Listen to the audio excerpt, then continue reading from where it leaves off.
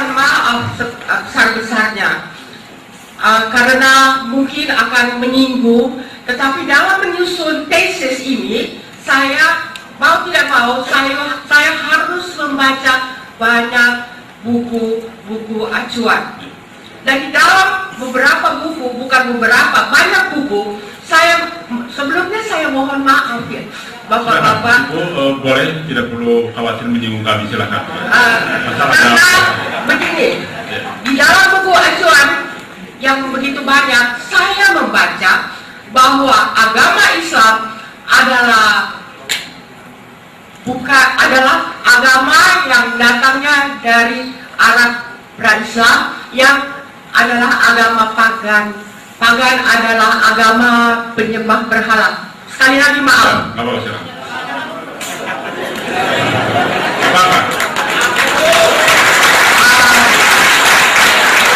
Kami menghargai keberanian Ibu dan sebagainya. Dan banyak sekali yang bisa dibuktikan. Pertama,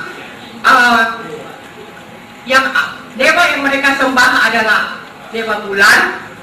Makanya kalau berpuasa, sekali lagi maaf Pak, kalau puasa dalam agama Islam 30 hari, munculnya bulan sabit, berakhirnya bulan sabit yang berikut. Itu adalah kebiasaan dewa pagan.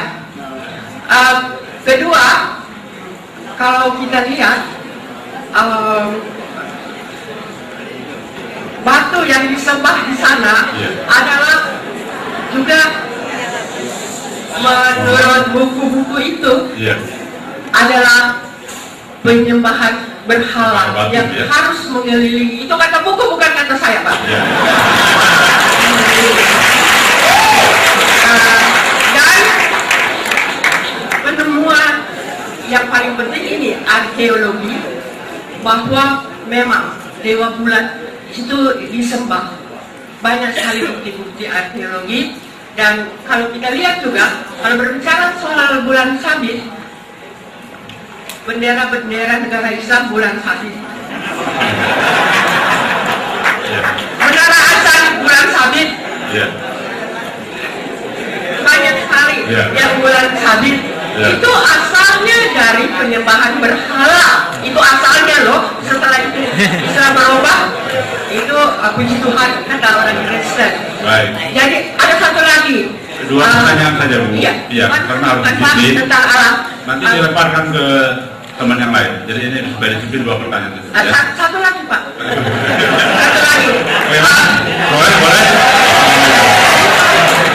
Begini Pak, tadi saya mendengarkan pelajaran agama Islam menurut Nabi Muhammad itu sangat bagus sekali. Dilarang mengganggu orang lain, dilarang membunuh pendeta. Yang saya pertanyakan adalah ini, bagaimana pembakaran gereja, tetapi saya tidak menyalahkan siapa-siapa. Apakah ini kita cari solusinya? Apakah pembinaan umat kedua belah pihak yang salah atau bagaimana? Hanya sekian, terima kasih.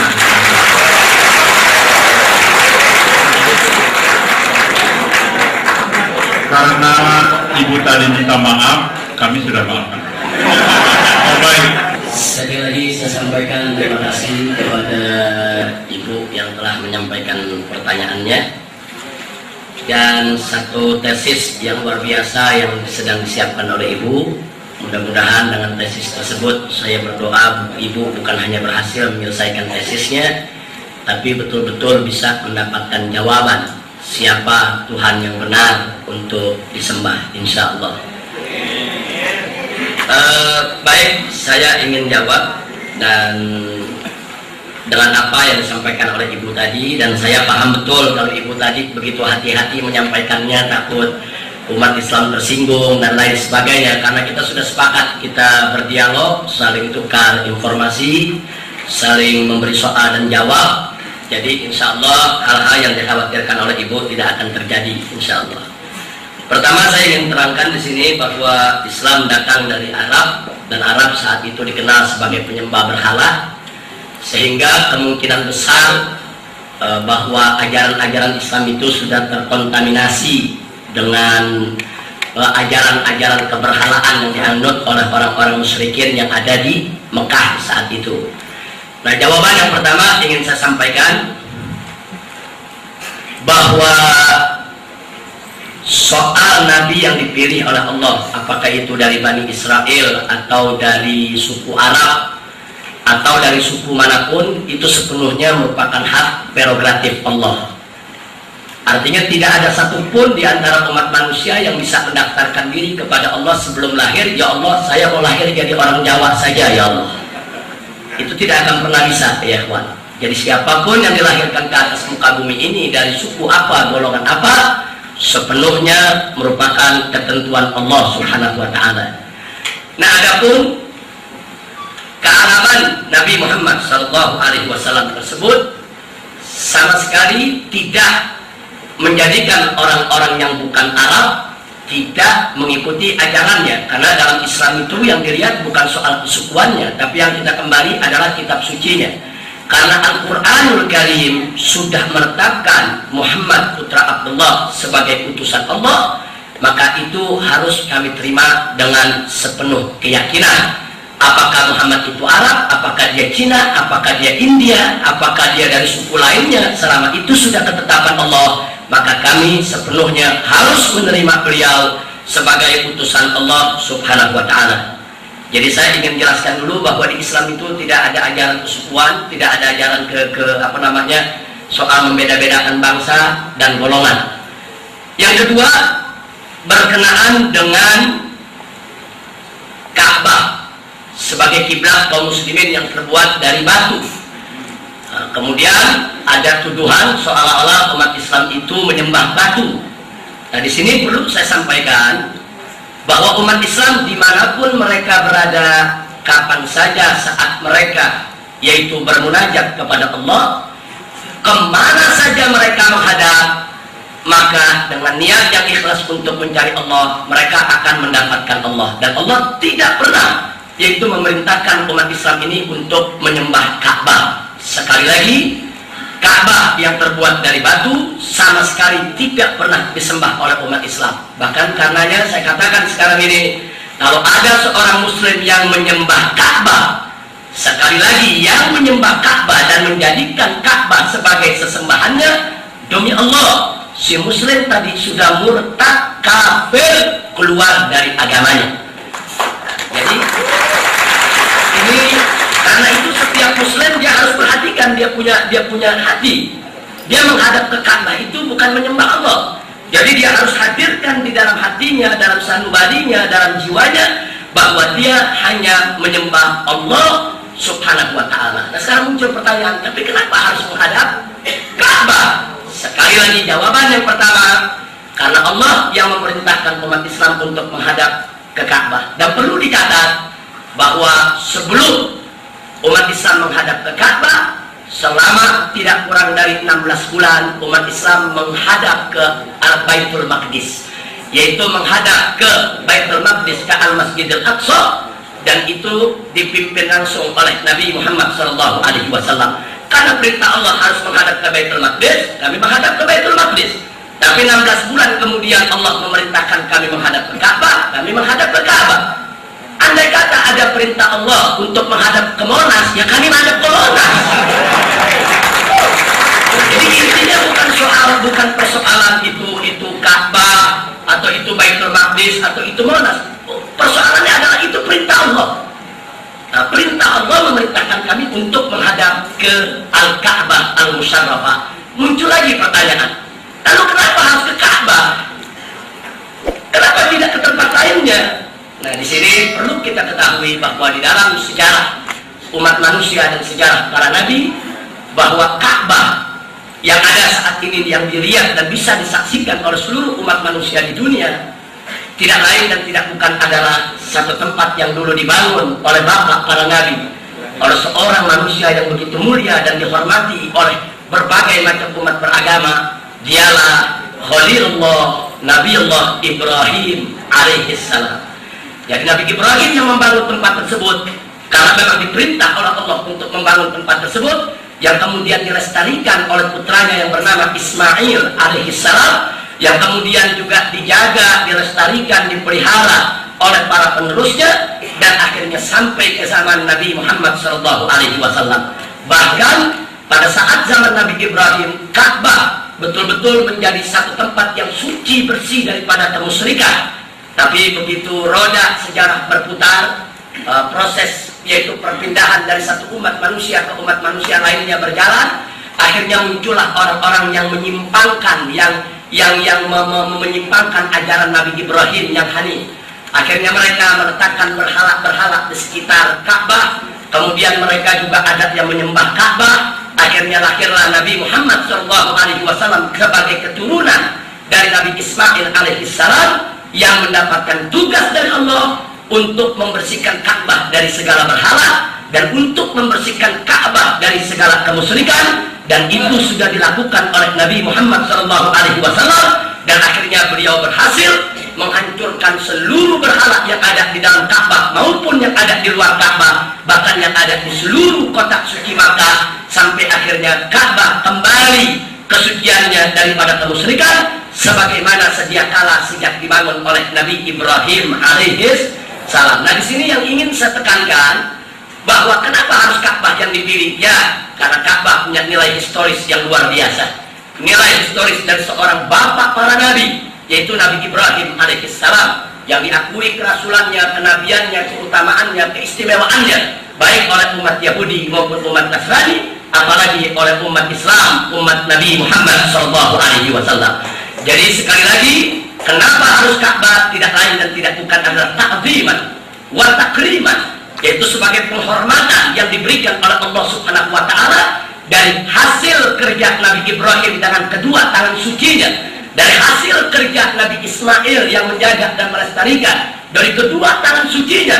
Dan Allah menginginkan Ka'bah tetap suci, tetap bersih daripada kemusyrikan sampai hari kiamat nanti. Itulah karenanya kenapa umat Islam diminta untuk menghadap ke Ka'bah, agar umat Islam setiap harinya, setiap detik hidupnya memperhatikan kelestarian Ka'bah tersebut, yaitu menggunakan segala kesempatan, waktu dan tenaga kemampuannya untuk menjaga Ka'bah jangan sampai terjadi lagi, yaitu Ka'bah dikotori, Ka'bah yang dibangun oleh Nabi Ibrahim dicampur lagi dengan kebatilan dan kemusyrikan. Jadi kenapa Allah memilih Ka'bah untuk sebagai kiblat umat Islam? Jawaban yang berikutnya itu tadi yang saya sampaikan adalah untuk agar umat Islam senantiasa ingat, senantiasa mencurahkan perhatian untuk memperhatikan kesucian Ka'bah, sehingga Ka'bah tidak lagi bisa dikotori pada tangan-tangan kotor yang lainnya. Dan alhamdulillah 15 abad berlalu dari zaman Nabi Muhammad SAW sampai saat ini, tak satu pun tangan kotor yang mampu lagi mengisi Ka'bah dengan berhala atau bahkan mengisi kota Makkah dengan berhala. Alhamdulillahirabbil alamin. Andai kata Ka'bah bukan menjadi kiblat umat Islam entah kiblat kemana, mungkin umat Islam akan kurang perhatiannya terhadap Ka'bah. Mungkin pengorbanannya untuk menjaga Ka'bah juga berkurang. Saya bisa buktikan, dulu Baitul Maqdis menjadi kiblat umat Islam, diperhatikan, dijaga, dipelihara. Tapi manakala Baitul Maqdis sudah tidak lagi menjadi kiblat umat Islam, maaf, kenyataan perhatian umat Islam sudah mulai berkurang, sehingga saat ini akhirnya Baitul Maqdis dikuasai oleh orang lain. Umat Islam sepertinya tidak punya perhatian untuk menyatukan kekuatan, menyatukan segala potensi, membebaskan daripada Baitul Maqdis, yaitu daripada kekuasaan, intimidasi, teror yang dilakukan oleh musuh-musuh Islam. Tapi itu tidak terjadi terhadap Ka'bah. Kenapa? Itulah salah satu rahasia dan hikmah kenapa Ka'bah dijadikan kiblat oleh Allah bagi umat Islam, agar umat Islam setiap saat, setiap detik dalam hidupnya, di mana mereka sholat, mendirikan sholat penyembah Allah dengan menghadap kepada kiblatnya Ka'bah, sehingga selalu mencurahkan perhatiannya untuk menjaga Ka'bah yang mulia dan dimuliakan oleh Allah Subhanahu wa Ta'ala. Alhamdulillahirabbil alamin. Dan yang terakhir, persoalan Ka'bah, satu hal yang mesti kita tahu, di sini ada pendidikan luar biasa dari Allah. Dengan umat Islam semuanya menghadap ke Ka'bah, umat Islam diajarkan untuk bagaimana menyatukan langkah, menyatukan visi, menyatukan misi, menyatukan yaitu langkah-langkah perjuangannya dalam rangka al-iqla' kalimatillah subhanahu wa ta'ala. Artinya dengan umat Islam menghadap ke Ka'bah, umat Islam setiap saat dididik bahwa visimu, misimu, langkahmu, tujuanmu hanya satu, yaitu untuk mencari ridha Allah subhanahu wa ta'ala. Bahkan manakala umat Islam bukan untuk yaitu menyembah Ka'bah, tapi saat itu pendidikan luar biasa, di mana dengan melindungi Ka'bah umat Islam diajarkan oleh Allah, apapun sukumu, apapun bangsamu, apapun kedudukan dan jabatanmu, tapi lihat, manakala kau mengelilingi Ka'bah, engkau satu arah, engkau satu langkah, kau tanggalkan pakaian perbedaan di antaramu, kau tanggalkan pakaian pertikaian dan permusuhan di antaramu, kau semua berkeliling ke arah yang sama, mengelilingi tempat yang sama, semua menuju satu titik yang sama, dan semua dengan jumlah keliling yang sama, tidak lain dan tidak bukan adalah untuk mencari ridha Allah Subhanahu wa ta'ala. Nah, jadi ini yang bisa saya sampaikan berkenaan dengan kiblat. Jadi tidak benar kalau umat Islam itu menyembah Ka'bah, karena tidak pernah ada yaitu satu ritual ibadah dalam Islam yang manapun yang mengajarkan umatnya untuk menyembah Ka'bah, ya ikhwan. Nah, adapun soal bulan sabit, jadi saya ingin katakan soal bulan ini dikatakan karena Islam ini mengagungkan bulan, mungkin terkontaminasi dengan mereka yang menyembah bulan, sampai-sampai bulan yang dipakai dalam kalendernya pun hitungan perjalanan bulan dan seterusnya dan seterusnya. Saya ingin tekankan di sini bahwa Islam memuliakan seluruh makhluk ciptaan Allah Subhanahu wa ta'ala. Apakah dia matahari, apakah dia bulan, apakah dia bintang, apakah dia bumi, dan seterusnya ya ikhwan. Jadi tidak ada satu dalil pun yang mewajibkan umat Islam lambangnya harus bulan, tidak ada. Karena itu Anda bisa lihat salah satu organisasi Islam besar di Indonesia, Muhammadiyah, nggak pakai bulan, saudara. Yang dipakai matahari.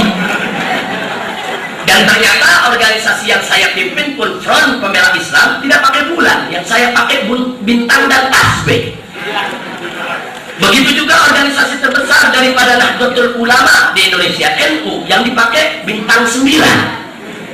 Nah, jadi tidak ada dalil yang mewajibkan umat Islam harus pakai bulan. Artinya, kalau ada masjid dengan menara tanpa bulan bintang pun tetap dia adalah masjid, ya ikhwan. Nah, jadi ini yang perlu kita klarifikasi. Tapi bukan, oh ini nggak ada bulan bintang, berarti ini bukan masjid. Tidak. Maaf, walaupun ada bulan bintangnya di atas menara, ternyata di bawahnya diputer film, bukan masjid, bioskop itu. Nah, jadi kita umat Islam tidak terpaku kepada soal lambang, tapi memang simbol-simbol tersebut hanya untuk menunjukkan identitas diri. Jadi bukan dengan tujuan untuk mengkultus, bukan dengan tujuan untuk menyembah, apalagi sampai terkontaminasi dengan pemikiran-pemikiran dan pengajaran-pengajaran paganisme. Tidak, semata-mata lambang-lambang tersebut hanya untuk menunjukkan identitas. Nah, sekarang kalau andai kata FPI besok benderanya dirubah dengan salib, kan Bapak sendiri yang kaget. Nah, ini identitas saya, saudara. Oh, kalau ada tasbih bintang di tengah, ini FPI, identitas. Saya juga tahu, oh kalau di gereja ada salib, ini gereja. Oh, kalau ada patung Bunda Maria, umumnya oh ini Katolik. Jadi ada identitas-identitas yang perlu saya sampaikan. Memang identitas-identitas tadi disembah itu jadi persoalan lain, ya teman. Nah, sedangkan dalam Islam identitas tadi nggak boleh disembah. Andai kata ada seorang Muslim yang mempertuhankan bulan, menyembah bulan, mewajibkan Islam harus pakai bulan, tanpa bulan maka bukan Islam. Demi Allah, orang itu berarti sudah mempersekutukan Allah dengan bulan, berarti orang tersebut sudah murtad, keluar dari Islam, ya Pak. Ini jadi saya tidak mau terpancing lebih jauh soal simbol-simbol tadi. Nah, adapun soal kalender, Islam tidak pernah mengharamkan memakai kalender dengan perhitungan matahari. Jadi perhitungan matahari kita tahu seperti pertanggalan miladiah atau masihiyah, di kalangan umat Islam itu tetap digunakan. Lalu kenapa kok di Islam ada kalender sendiri yang disebut kalender Hijriah? Nah, persoalannya di dalam Islam itu ada ibadah-ibadah ritual yang dikaitkan dengan penanggalan Hijriah. Contoh, untuk menetapkan awal puasa Ramadan, untuk menetapkan awal beridul fitri sebagai hari raya, untuk menetapkan awal bulan Dzulhijjah karena pada tanggal 10-nya adalah hari raya Idul Adha. Nah, jadi di sana ada kaitan-kaitan ritual yang memang diperintahkan oleh Allah dalam Al-Quran maupun oleh Nabi Muhammad SAW lewat sunnahnya yang dikaitkan dengan tanggal-tanggal dengan perhitungan perjalanan bulan tadi. Nah, karena itu tidak bisa tidak, kami harus menjaga dan memelihara kalender tersebut untuk menjaga ritual agama kami. Jadi kalau masuk 1 Ramadan, kami wajib untuk berpuasa. Masuk 1 bulan Syawal, kami haram untuk berpuasa, bahkan kami wajib untuk berbuka. Masuk tanggal 10 Dzulhijjah, kami wajib, yaitu untuk berhari raya. Sampai masuk tanggal 11, 12, 13, kami wajib, yaitu untuk mengisinya dengan berbuka. Dan nggak boleh kami berpuasa di hari-hari yang kami diharamkan untuk puasa. Nah, kalau tanggal ini kami tinggalkan, kalau tanggal ini tidak kami gunakan, kami hanya berpegang kepada tanggal miladiah, maka kami akan kehilangan momen untuk mengetahui kapan kami harus berpuasa, kapan kami harus berlebaran, dan kapan kami harus menjalankan acara-acara ritual di dalam agama kami. Nah, jadi sekali lagi penggunaan kalender Hijriah bukan berarti pengharaman penggunaan kalender yang lain. Nah, buktinya sekarang umat Islam di mana tempat hampir tidak ada perbedaan di dunia Islam, hampir semuanya menggunakan penanggalan miladiah. Kenapa? Karena penanggalan miladiah itu statis, tetap, nggak berubah-ubah kecuali tahun kabisah. Nah, sementara kalau penanggalan Hijriah tidak, dia setiap bulan harus diintip dulu bulannya. Nah, jadi bisa berubah karena umur bulan berdasarkan ilmu pengetahuan teknologi modern dalam sains modern itu umur bulan 29,5. Nah, setengah ini bisa masuk ke bulan sebelumnya, bisa masuk ke bulan berikutnya. Kalau masuk bulan yang berjalan, maka bulan tersebut menjadi 30. Kalau masuk ke bulan berikutnya, bulan tersebut hanya 29. Karena itu kalender Hijriah tidak bisa ditetapkan untuk 1 tahun. Adapun yang membuat untuk 1 tahun itu hanya sekedar kemudahan untuk mengenal tanggal. Tapi yang berkenaan dengan ibadah, kita tidak bisa berpegang kepada kalender yang dibuat, tapi harus berpegang kepada rupiah yang setiap akhir bulan diperhatikan oleh para ahlinya. Apakah bulan berjalan masuk disempurnakan 30 atau bulan berjalan sudah masuk ke bulan baru tanggal 1. Nah, itu yang saya sampaikan. Jadi tidak ada kaitan dengan penyembahan bulan. Sekali lagi, karena memang kami diperintahkan oleh Allah, yaitu dalam Al-Quran maupun As-Sunnah, untuk melakukan ritual ibadah-ibadah tertentu, dan tanggal waktunya sudah ditentukan oleh Allah Subhanahu wa Ta'ala. Nah, ini yang ingin saya sampaikan. Nah, yang terakhir mungkin saya bisa dikasih kesempatan soal pembakaran gereja. Nanti pertanyaan berikutnya. Pertanyaan berikutnya. Ya, sebelumnya beliau menanyakan juga yang batu yang dicium umat Islam batu. Oh iya. Ya, ikhwan, saya mau tanya dulu sama yang hadir.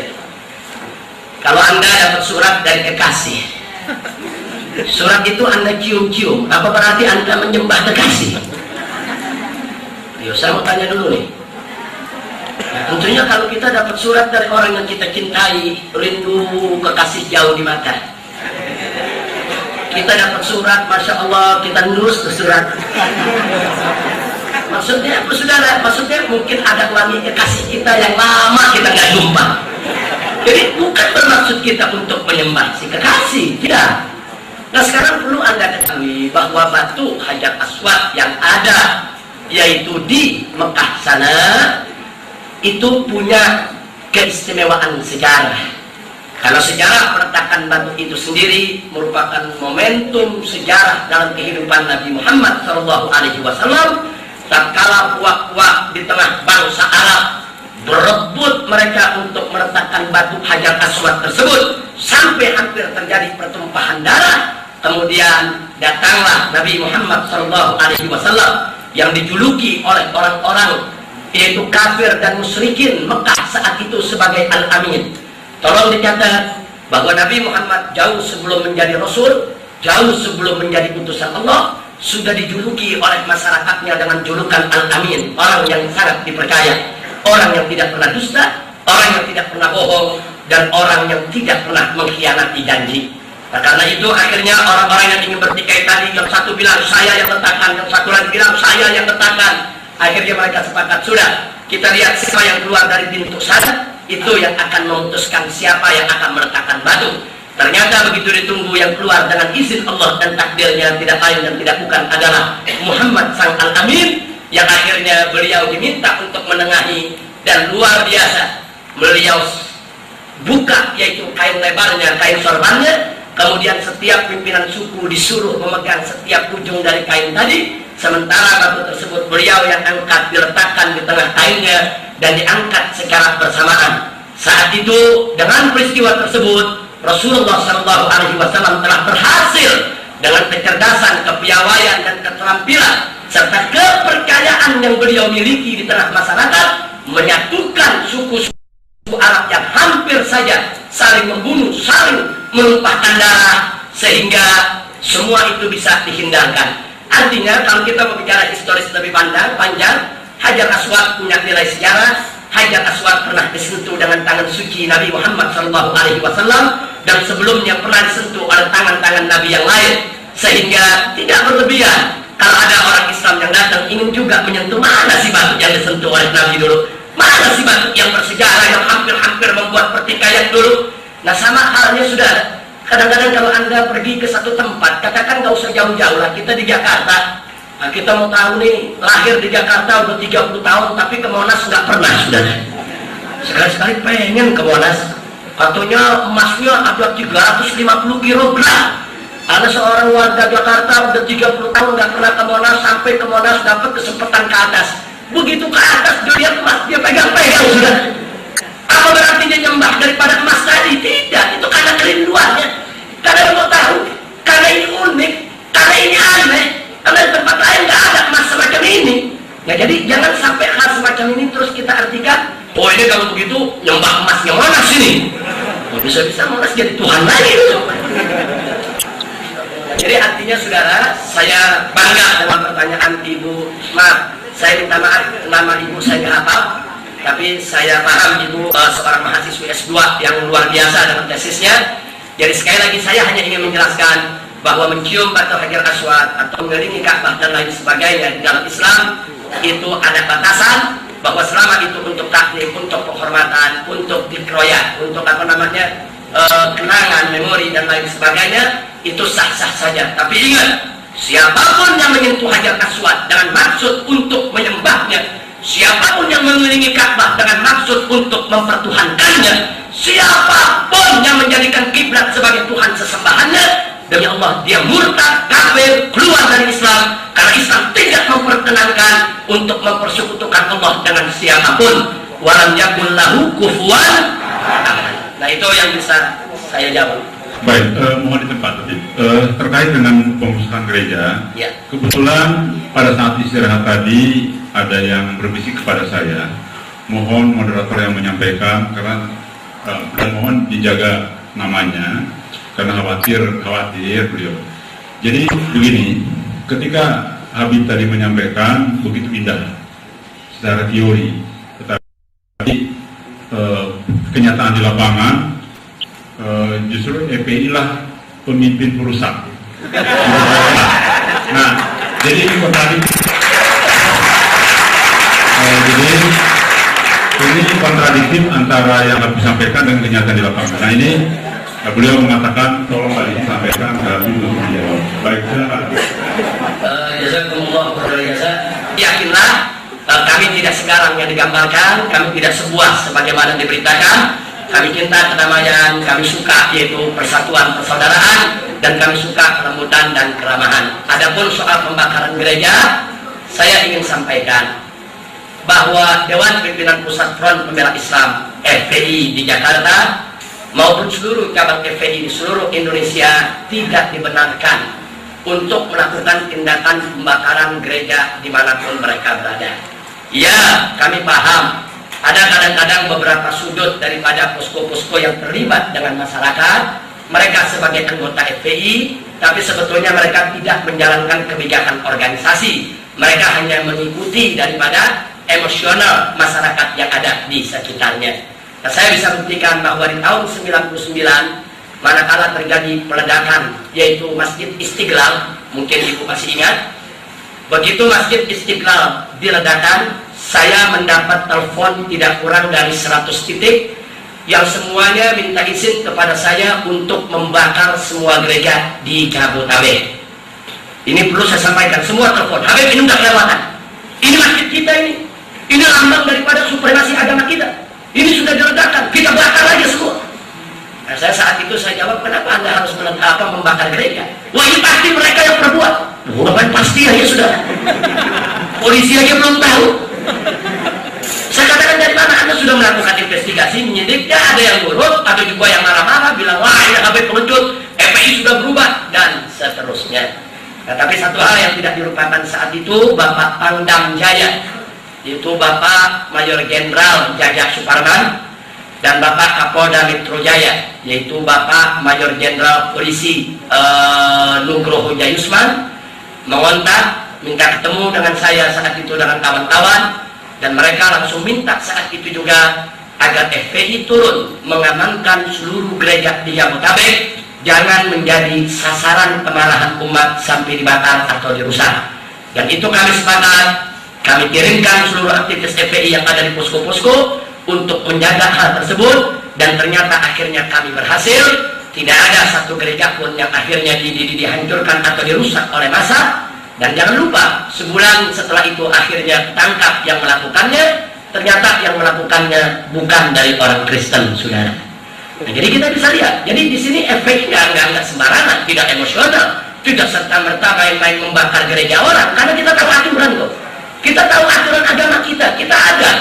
Aturan-aturan yang mengatur itu nggak boleh kami sembarangan untuk mengganggu gereja-gereja yang selama ini dipakai oleh rekan-rekan kami untuk beribadah di dalamnya. Jadi artinya kepada ibu yang menanya, kebanyakan yang kami lihat pembakaran terhadap rumah ibadah, baik itu gereja, bahkan baik itu masjid di wilayah yang minoritas muslim, pengerusakan itu pertama karena kurang pembinaan. Tapi yang kedua, kita mesti introspeksi diri juga. Kadang-kadang ada dari kita yang suka memaksakan diri. Maaf, kalau ada orang Islam yang memaksakan diri membangun masjid di tengah-tengah yang bukan komunitas mereka, kemudian melakukan hal-hal yang dianggap mengganggu komunitas lain, kemudian sampai masjid itu dibakar, maka dalam hal ini saya tidak menyalahkan begitu saja yang membakar itu sebagai protes sosial yang akhirnya emosional itu meletup, akhirnya masjid itu dirusak. Persoalan sama juga terjadi manakala ada rekan-rekan kita dari umat Kristiani memaksakan diri untuk membangun gereja tanpa izin, tanpa prosedur di tengah komunitas muslim. Ini juga akan menyulut kemarahan daripada umat Islam yang ada. Nah, kita tahu umat Islam yang ada di perkampungan banyak yang kurang binaan, banyak yang nggak ngaji, banyak yang nggak ngerti apa-apa, mudah tersulut. Nah, akhirnya mereka ambil jalan pintas, mereka bakar. Jadi saya rasa persoalannya sebetulnya kalau kita mau jujur, yuk kita introspeksi diri kita, jangan kita memaksakan kehendak kita di komunitas lain. Yang umat Islam jangan memaksakan diri untuk bangun gereja paksa umpamanya di wilayah-wilayah komunitas umat lain. Nggak boleh, semua harus ada prosedur. Masjid yang dibangun di Indonesia Timur, masjid yang dibangun di Bali, masjid yang bangun di wilayah-wilayah mayoritas non-muslim, kami wajib untuk mengikuti prosedur yang ada. Bahkan khusus untuk Bali, kami harus minta izin pimpinan agama setempat. Dan itu semua kami ikuti. Nah, begitu juga hendaknya tokoh-tokoh daripada umat Nasrani, umat Kristiani, baik dari Protestan, Katolik maupun yang lainnya, ikuti prosedur yang ada, aturan mainnya sudah ada. Insya Allah tidak akan terjadi gesekan di antara kita. Insya Allah pembakaran gereja atau rumah ibadah lainnya, termasuk pembakaran masjid, tidak akan terjadi lagi di negara Republik Indonesia. Nah, jadi kesimpulannya singkat saja, yuk mari, yaitu kita bisa jangan memaksakan kehendak kita, tapi hargai musyawarah di antara kita. Insya Allah. Nah, itu saja yang bisa saya sampaikan. Saya rasa udah panjang lebar ini waktu termakan. Akhirnya terima kasih. Itu saja. Wallahul muwaffiq ila aqwamit thariq. Wassalamualaikum.